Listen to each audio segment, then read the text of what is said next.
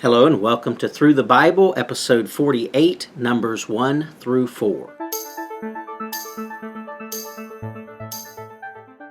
As we begin the book of Numbers, it is called that because of the census that takes place, actually two censuses in chapter 1 and in chapter 26. The Hebrew name for this book is actually a little more interesting. It's in the wilderness or in the desert, translated into English, of course, speaking of where they were during this journey and what this time is about. Traditionally, it was written by Moses. We believe that. Some people have arguments for that. I won't get into all of that today, but nevertheless, it certainly is the story of Moses. It continues from the book of Exodus. It's years 2 through 39 of the wilderness. The keys to it are the sovereignty of God, the presence of God in the fire cloud, and the purity and holiness of God, the consequences of disbelief and disobedience.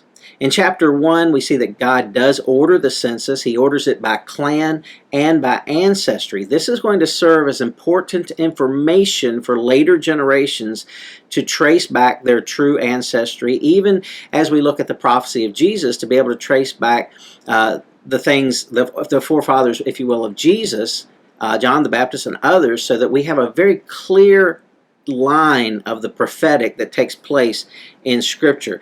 It also establishes tactical and logistical information that's going to be necessary for a very large and long migration that's about to take place. Over 1 million people, and it's going to be a long trip. They're going to have to be organized many different times for many different things, from gathering food to water to when they even set out or when they go to meet the enemy. So all of these things are going to be important to know what the numbers look like.